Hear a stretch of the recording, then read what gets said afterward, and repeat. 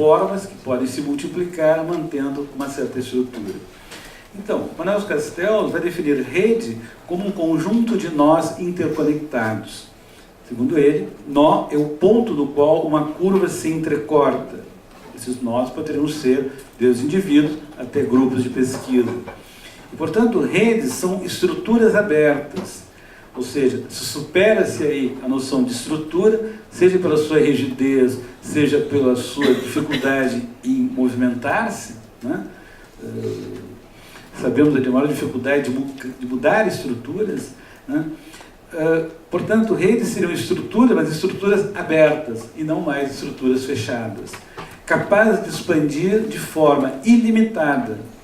Obviamente, né, no conceito de Kuhn, paradigma, o paradigma de uma ciência normal ele vai até onde nós temos a revolução científica. Essa revolução científica é quando aquele conjunto de pessoas deixa de acreditar na verdade daquela explicação e passa a uma outra, seja por incongruência entre a teoria e a prática, seja por novos fenômenos, o que realmente Kuhn não explica, que talvez os sociólogos possam explicar, como Pierre Bourdieu, é as relações de poder que se instauram na manutenção de um paradigma ou na mudança de um paradigma. Então, de algum modo, as redes precisam sempre, no seu movimento, elas são capazes de integrar novos nós e, portanto, de estabelecer uma comunicação e de estabelecer códigos de comunicação. Então, veja, nós estamos aqui com uma... E, obviamente, que isso vem também das redes neurais, que os pesquisadores vão descobrindo cada vez mais na estrutura cerebral humana e não humana. Então, nós temos aí um conjunto de pontos que se ligam e que, portanto, tem uma dimensão aberta, que, portanto, podem trabalhar na indeterminação, podem ultrapassar limites muito mais facilmente e podem conectar diversos saberes. Ou seja, esse conceito de rede, ele vai se juntar a um conceito de complexidade, mais ou menos forjado na mesma época. Na América Latina tem o grande Maturana e Varela, no Chile, que foram grandes pesquisadores de neurociências, que mostraram a importância da complexidade. E, na verdade, essa complexidade novamente vem a superar o paradigma cartesiano, porque ela não mais reconhece o simples, ela tem que reconhecer o diverso, o multidimensional, seja do ponto de vista do objeto do conhecimento, seja da multiplicidade de abordar a partir do sujeito do conhecimento. E o próprio desenvolvimento da física quântica mostrou algo que a antropologia conhece desde o início do século XIX, que a relação do investigador com o objeto investigado pode mudar o produto do conhecimento. Numa microscopia eletrônica, você talvez gaste mais tempo preparando as amostras do que no próprio processo de observação. Ou, nas observações astronômicas, da astronomia, também, muitas vezes, a posição do investigador, ou o modo como ele manipula o instrumento, ou o próprio instrumento, vão a trazer novas visões daquilo que seria uma objetividade. Então, esse conceito de complexidade, supondo o multidimensional, o flexível e um movimento no espaço-tempo, ele, de algum modo, vai produzindo um novo padrão de trabalho científico. E me parece que se esse padrão já estava mais ou menos forjado nos anos 50, essa nova ideia de complexidade e de redes de conhecimento se avoluma pela própria dificuldade ou impossibilidade da ciência anterior de dar conta das transformações e no mundo físico-natural e no mundo social. Ou seja, cada vez se percebe mais problemas da fragmentação do conhecimento. Nós somos, diz um autor, uma sociedade celular, não apenas porque portamos celulares, mas porque somos células isoladas, né? Nós vivemos uma hiperespecialização, nós vivemos a angústia do departamento, onde cada um está confinado. Nós vivemos, muitas vezes, o isolamento de grupos de pesquisa, que não se comunicam, né? Muitas vezes, na própria cidade, no próprio estado, para não dizer no mundo. Portanto, há essas novas questões sociais mundiais, como foi falado, a questão da pobreza, da exclusão, mas também das grandes possibilidades que o avanço do conhecimento propicia. Pensemos a informática, pensemos essa pequena máquina aqui. Outro dia estava aqui o professor do Prêmio Nobel Fert, né, cujos trabalhos levaram à possibilidade de um disco rígido, entremeando camadas de ferro e de cromo, se eu me lembro, no sentido de potencializar a capacidade de gravação em chips de maiores informações. As discussões que se fazem na URGS, aqui também todo o pessoal de microeletrônica da URGS, sobre os novos materiais que vão superar os silícios, ou os problemas de novos materiais para a condução de eletricidade, e assim por diante. Então, eu acho que nós vivemos um momento muito interessante que a esta sociedade que muitas vezes pouco entendemos, que muitas vezes, pelo menos minha geração, olha os seus filhos, olha os seus alunos como um outro, né, como alguém que não comunga mais os mesmos valores, uma sociedade que ao mesmo tempo se universaliza ou se globaliza, mas ao mesmo tempo se fragmenta. Então nós vivemos um pouco nessa ambiguidade, fragmentação, universalização. E o mesmo acontece no plano do conhecimento. Daí que a importância dessa possibilidade de trabalhar em redes. Outro dia, na ILEA, a professora Denise Leite apresentava um trabalho da sua pesquisa, inclusive já apresentado no âmbito latino-americano, através de um software, um Mini7, mostrando gráficos de interação entre grupos.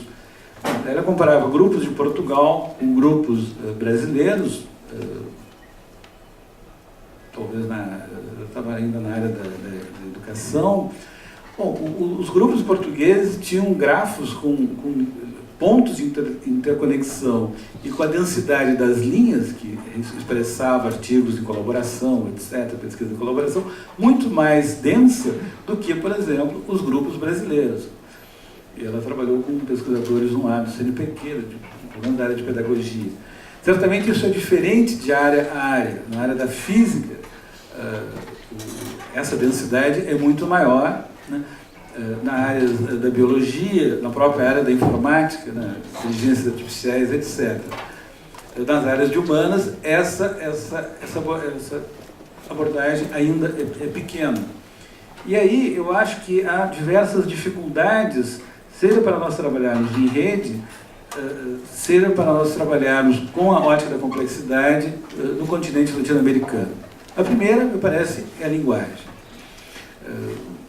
Um tempo nós participávamos do grupo Montevidéu, e eu me lembro que um grupo de jovens matemáticos do grupo Montevidéu, que envolve a Universidade Argentina, Uruguai, Paraguai e Brasil, algumas, né?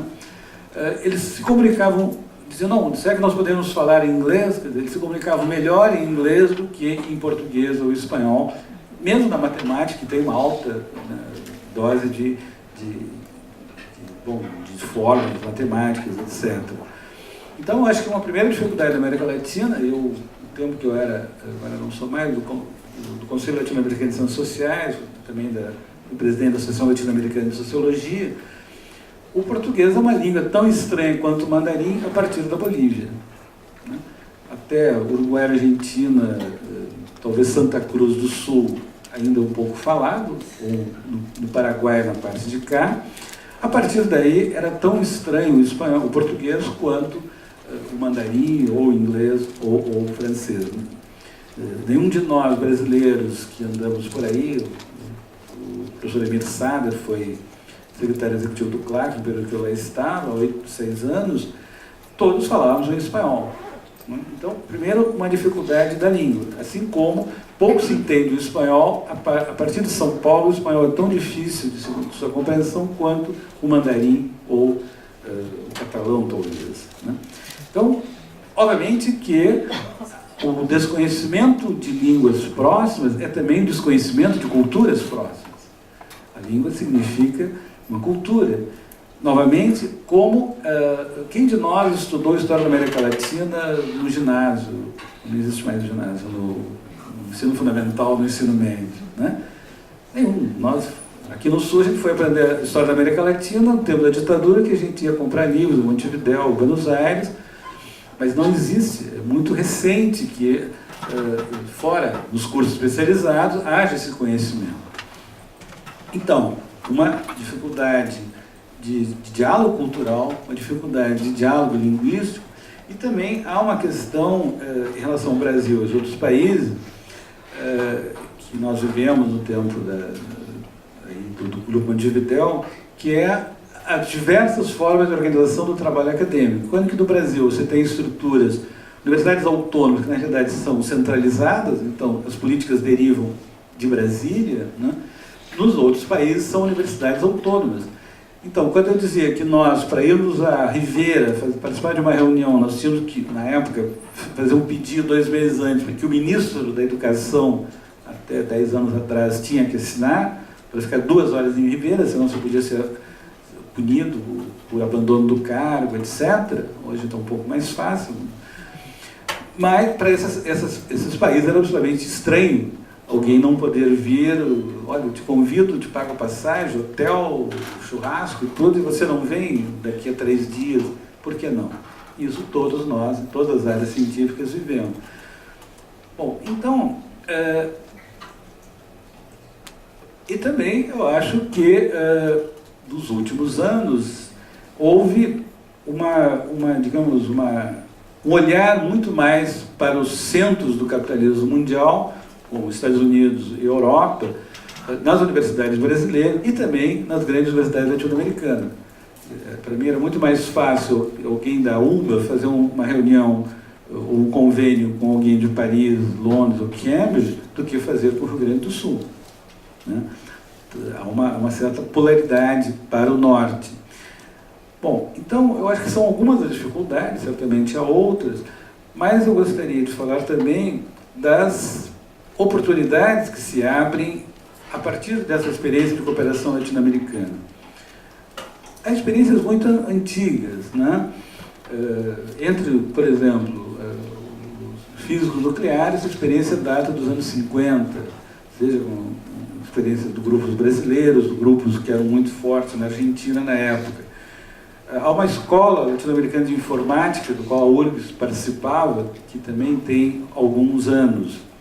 Por outro lado, há as associações científicas latino-americanas, que em todas as áreas existem, tanto as sociedades científicas nacionais como as sociedades científicas latino-americanas, e elas desempenharam, principalmente nos momentos duros, não só para as ciências sociais, mas para várias áreas científicas das ditaduras latino-americanas, elas serviram de um estuário, seja ajudando a acolher grandes cientistas que tiveram que se exilar, Brasil, Argentina, Uruguai, Paraguai, Chile, como também propiciando, e aí o México, pelo menos nas ciências sociais, tem um papel fundamental, propiciando acolhida, grupos de discussão, congressos, seminários e publicações para toda essa diáspora latino-americana. Por exemplo, o conselho que eu integrei, que integra o pesquisador, o Conselho Latino-Americano de Ciências Sociais, ele data do final de 67, uma iniciativa da Unesco para ajudar. A Unesco já tinha, no caso das ciências sociais, nos anos 50, logo depois da CEPAL, tinha ajudado a formar a CEPAL no Chile, e formou também no Brasil um instituto de pesquisa latino-americano que tinha sede no Rio, que publicou uma excelente revista chamada América Latina. Para ter uma ideia, esse instituto, no governo militar, deixou de receber o subsídio que o governo devia pelos acordos internacionais, e depois, por uma disputa trabalhista, tiveram que vender uma bela biblioteca para pagar uma dívida trabalhista qualquer, foi vendida a biblioteca a peso de papel, isso durante a ditadura. Então, o Claxo, com o apoio de entidades internacionais, foi formado em 1967, e hoje abriga mais de 300 centros de investigação com convênios com a Unesco. O Zorimir Sader faz parte do Conselho Mundial do MOS, que é Management of Social Transformation, que é um órgão da Unesco que, ligando ciências físico-naturais com ciências sociais, tenta fazer o desenvolvimento da ciência aplicada ao desenvolvimento, né? Experiências também, por exemplo, da SPBC, um ex-presidente da SPBC, o professor Enio Candotti, há uns 10 ou 15 anos atrás, residiu um ano em Buenos Aires e ajudou a criar lá, né, na Sociedade Argentina de Ciência, a revista Ciência Hoy. Mais uma ideia de cooperação. Também houve reuniões, eu cheguei a participar, houve 2 ou 3, agora haverá uma outra em novembro, sobre o lembro, entre a SPBC, 5 reuniões. Houve 5 minutos. Houve talvez 5 reuniões também. Entre a SPBC e a Sociedade Argentina de Ciência, envolvendo todas as áreas do conhecimento, que mostrava o quanto é possível esse diálogo. Falei já no Grupo Montevidéu, que reúne talvez mais de cerca de 40 universidades do Cone Sul, e no caso brasileiro, não podia deixar de falar, estaria aqui o professor Elcio Trindade, que foi um dos idealizadores da UNILA, atual reitor. A UNILA, em Foz do Iguaçu, formada no governo Lula, a ideia de uma universidade de integração latino-americana em que metade dos professores deveriam ser, acho que são hispano-americanos, metade brasileiro, do mesmo modo os estudantes. Localizado no momento na tríplice fronteira, mas há outras experiências. A professora Beatriz Lúcia, dessa universidade, a diretora do ILEA, foi reitora da Unipampa e também na área da fronteira do Brasil, Uruguai e Argentina, trabalha. Mas temos uma outra experiência de cooperação, aí não apenas latino-americana, mas com a África, que é a Unilab, em Redenção, no Ceará, o primeiro município no qual foi decretada a abolição da escravatura, e que reúne brasileiros e alunos de países de língua portuguesa. E, finalmente, eu queria falar há um movimento dos Institutos de Estudos Avançados, no qual se insere o ILEA, da URGS. Esses Institutos de Estudos Avançados, eles nascem nos Estados Unidos nos anos início do século XX. Em Princeton, principalmente, ele surge com a ajuda do mecenato americano, de 6 milhões de dólares que um casal deu a um professor que teve essa bela ideia. E, bom, lá esteve Einstein, uma série de outros grandes pesquisadores, mas eles trabalhavam sempre, e daí se formaram 7 ou 8, talvez 12, é uma associação que se chama SOMA, né, que é exatamente a Soma de Institutos Avançados, que envolve 6 institutos norte-americanos e mais alguns europeus vinculados a países, a governos centrais. Só que nos últimos 30 anos, curiosamente, foram criados cerca de 33 institutos de estudos avançados. No caso do Brasil, o primeiro da USP, em 85, voltado à ideia de a universidade ajudar a transição democrática brasileira. O segundo, o ILEA na URGS, criado em 94, e hoje mais 3 existem, na própria UNILA, na Universidade de Brasília, na Universidade de Minas Gerais. O Rio de Janeiro está criando um colégio de estudos avançados e a Universidade do Ceará começa a ter planos. Então, por que estudos avançados e neste momento da história? Exatamente porque todos perceberam que em Princeton se fala que a grande contribuição de Princeton é o chá das 5, onde as pessoas se encontram, né? Onde o sociólogo encontra alguém da química, alguém da filosofia encontra alguém das ciências hidráulicas, alguém da engenharia conversa com outra pessoa do estudo de arte, por exemplo, sobre criatividade na ciência, criatividade nas artes, e assim por diante. Esse encontro, que infelizmente as nossas universidades destroçaram, né? Aqui nessa universidade e em outras, nós nos conhecemos durante as greves, gloriosas greves, ainda do tempo da ditadura, e pela vida fora. Quer dizer, Então, há novas experiências desses institutos de estudos avançados, hoje cobrindo 43 ou 44, de Xangai até Buenos Aires, também há um que está começando a ser reativado. Então, uma rede mundial onde a ideia é trabalhar na fronteira do conhecimento, é trabalhar com a complexidade, trabalhar com a multiplicidade e trabalhar com esse encontro de saberes, que já houve no passado. Se nós olharmos a sociologia no século XIX, ela se nutre dos conceitos de normal e patológico da biologia, né? Marx se nutre dos desenvolvimentos da geologia, da descoberta da geologia da sua época, de infraestrutura e superestrutura.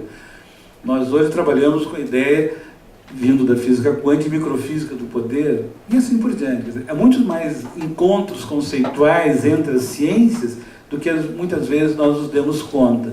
Até porque o nosso ensino, não só de ciências, mas o ensino em geral, ele é muito fragmentado. Nós trabalhamos com uma ideia, no fundo, evolucionista. Todos nós aqui estudamos história da filosofia dos gregos aos nossos dias, história do mundo dos assírios e caldeus até hoje, história das ciências dos alquimistas ou dos pitagóricos até hoje, a história da arte, né, dos gregos, dos egípcios até hoje. Nós nunca estudamos a história por camadas, né? O que aconteceu no século XVI? Sabemos hoje que os descobridores, os nautas, leram o Elogio da Loucura, de Lázaro de Roterdã, leram Utopia de Thomas More, leram O Príncipe de Maquiavel, 3 livros escritos entre 1510 ou 1530, por aí, obviamente com pessoas que não tinham Facebook, né? Que, portanto, não se conheciam, mas é que eles plasmam a entrada na modernidade, que foi realmente a descoberta da América, foi o início da modernidade, e todos aqueles avanços científicos, muitos vindos dos chineses, é verdade, como o astrolábio, as cartas, mas toda a Revolução Copernicana e depois Giordano Bruno e Galileu, há toda uma revolução no século XVI que poderia ser muito melhor entendida por nós, por nossos alunos, se nós entendêssemos, fizéssemos essa discussão por camadas e não desse modo evolutivo que, no fundo, leva a uma fragmentação. Em suma, para concluir, o grande Marx dizia que o pior artesão era melhor do que a pior abelha, porque ele tinha um projeto de trabalho ao fazê-lo. Mas talvez a gente possa ser um pouco mais humilde e observar melhor a sabedoria das abelhas tecendo as suas redes, que talvez elas possam, enfim, nos dar talvez o mel do futuro da ciência. Obrigado.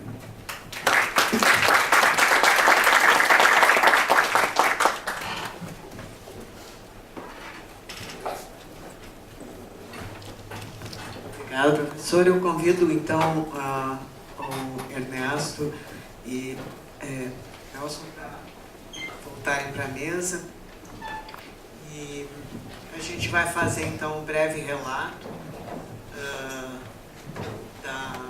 das apresentações e depois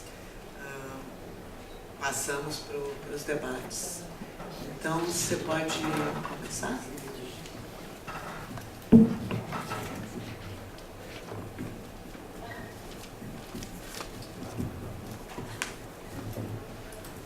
Bom, acho que os temas foram muito interessantes, desafiadores. Há uma agenda internacional de porte, né? Já está indo para quase o seu cinquentenário, não é? Sem uma luta, sem tréguas, não é? E esse dado importante que o Ernesto nos coloca da paridade de gênero, acho que ele é importantíssimo. Obviamente ela é uma conquista, mas uma conquista frágil ainda, não é que ela se dá em números, mas não em qualidade ainda, não é? Isso é uma das questões mais importantes. As faces das nossas universidades mudaram, acho que mudaram para melhor, não é? E isso, não é? Acho que ele apresentou muito bem o Rio+20, a incorporação do desenvolvimento sustentável, que é um discurso de agenda, não é? Todos os desafios, não é, que passaram, né, por uma agenda internacional do pós-guerra, não é, e que continuam sendo os desafios da nossa contemporaneidade, aí, a luta contra a pobreza, a concentração populacional, não é, a questão da bioética, é uma questão que foi discutida, inclusive, hoje pela manhã, não é, a expansão das fronteiras agrícolas, desmatamento, não é, que a gestão de recursos naturais, sociedades do conhecimento. Então, tudo isso é uma questão importante, não é, que o Fórum vai ter que debater, né, digladiar aí contemplando aí as diversas concepções, os diversos paradigmas, se é que a gente pode usar a palavra paradigma de forma não puniana, né? Basicamente estabelecia paradigma como algo afeta somente as ciências ditas naturais, né? E a questão dessa mudança da ciência do homem para a sociedade, do indivíduo para a rede. Não é? E eu acho que se esquece, eu vou lembrar aqui, professor, um personagem muito importante da nossa história, que não é só da história brasileira, que ele foi, eu acho que ele está meio relegado aí a uma questão meio ufanista, e que eu acho que não é tão ufanista assim, que é o nosso querido Alberto Santos Dumont, que acho que foi o primeiro sujeito a inaugurar redes importantes de tecnologia, não é? E de sociedades, não é? Inclusive a sociedade, não é, francesa, que, queira ou não, desenvolveu aquilo que a gente chama hoje de avião, não é? Encontrou nesse sujeito, que é um sujeito, acho que universal, aquele que seria o germe de uma grande rede para a fabricação de algo que, queira ou não, acelerou as fronteiras tecnológicas, não é? O comércio, não é? Tudo de bom e tudo de ruim, né? Com a guerra, né? Então, não é? A síntese, não é, que eu coloco para o público aí, são esses desafios das nossas sociedades científicas, e eu acho que o desafio maior, não é, nós trabalhamos em rede, mas que tipos de rede? Não é? O Brasil hoje, eu acho que a América Latina como um todo, mas acho que todos viram algo que saiu na Folha de São Paulo há questão de uns 15 dias, que nós aumentamos a nossa produção científica em quantidade, mas caímos em qualidade. Não é? O que mede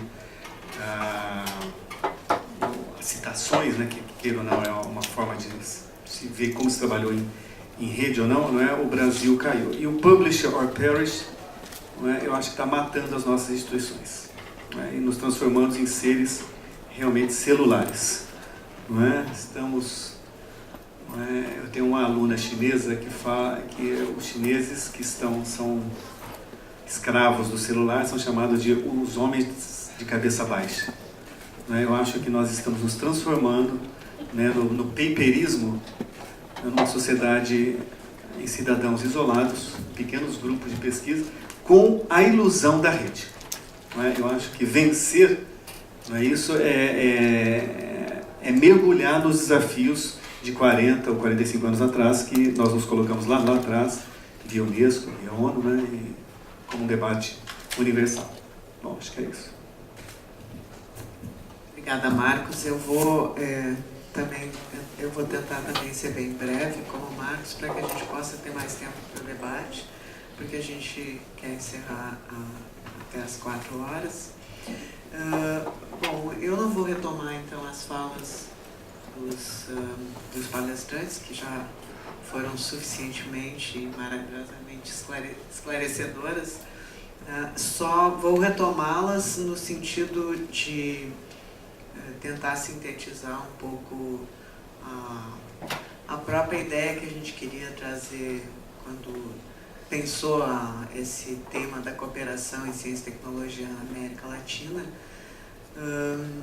que nós pensamos que era muito importante que a gente pudesse trabalhar com esse papel fundamental da ciência e inovação para superar as desigualdades regionais, econômicas e sociais, que é uma coisa que já aparece na fala de ambos, né? E tentar ver um pouco como é que estava a questão das condições para a formação das redes locais, nacionais e internacionais, os diferentes desafios na área da cooperação, as diferenças de estruturação nos sistemas de gestão de ciência e tecnologia, as novas formas de gestão de ciência, tecnologia e inovação e a adequação ou falta de adequação dos indicadores de ciência e tecnologia para a região. Esses todos são temas que são muito importantes, né, e que a gente precisa cada vez mais trazer para o debate. Também a questão da falta de mediações entre instâncias produtoras de conhecimento e sociedade, o desenvolvimento de instrumentos que viabilizem e apoiem a produção de conhecimento científico voltado à sustentabilidade. Essas são questões, e a inclusão, né, a apropriação social informada do conhecimento, essas são questões que são fundamentais quando se pensa na cooperação e nas dificuldades e potencialidades que nós temos na América Latina para tratar desses temas, né? Então, quando o professor José Vicente coloca traz um pouco a perspectiva das ciências sociais para analisar a ciência, mostrando essa relação entre como as relações sociais constroem a ciência e vice-versa, como a ciência constrói a sociedade, né, esse mútuo condicionamento existente entre ciência e sociedade, e que leva a transformações tão importantes no fazer científico e tecnológico.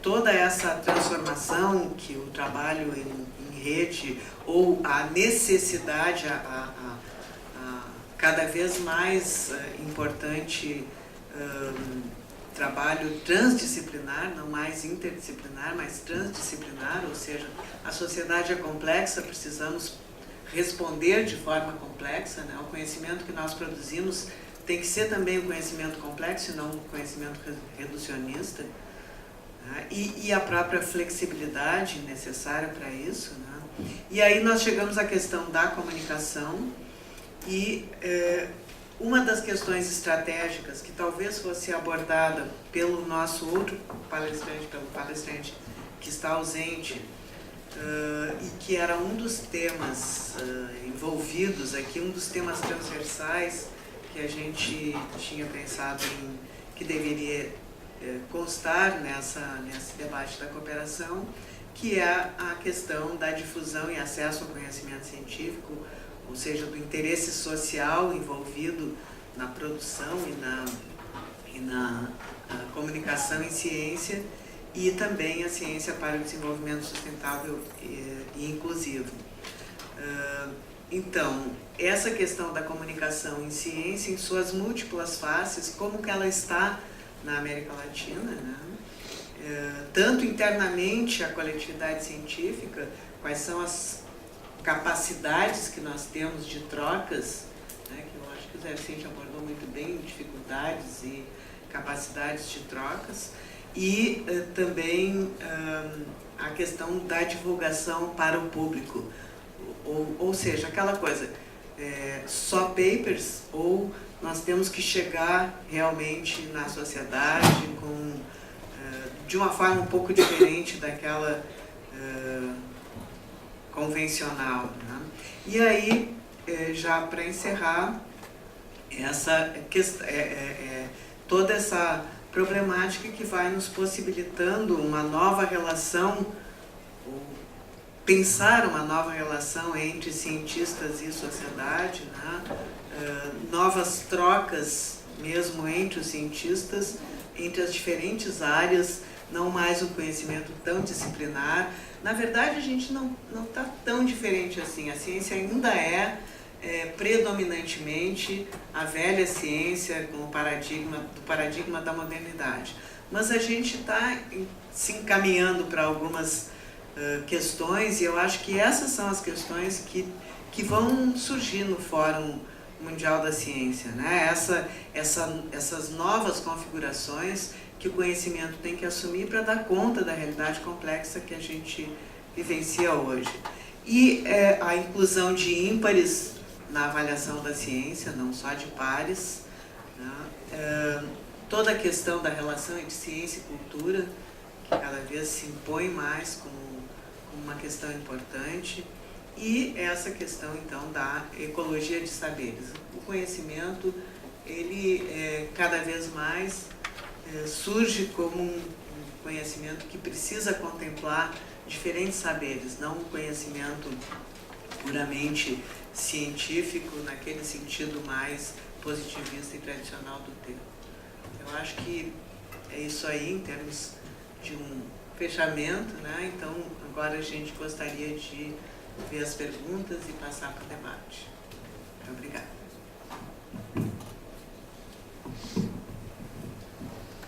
Então, boa tarde a todos os participantes, aos nossos palestrantes.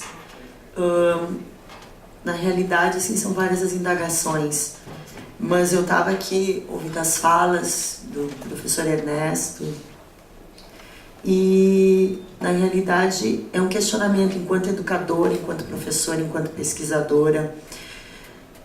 O que, na prática, a gente pode estar fazendo a médio e curto prazo na educação básica, porque eu tenho essa preocupação em relação aos novos que estão vindo, né? No sentido de como prepará-los, né? Como incentivá-los. Ontem nós ouvimos muito uma palavra mestre, né? Os grandes mestres estão se aposentando, alguns estão já largando suas bandeiras, se despindo, né, de todo aquele processo educacional.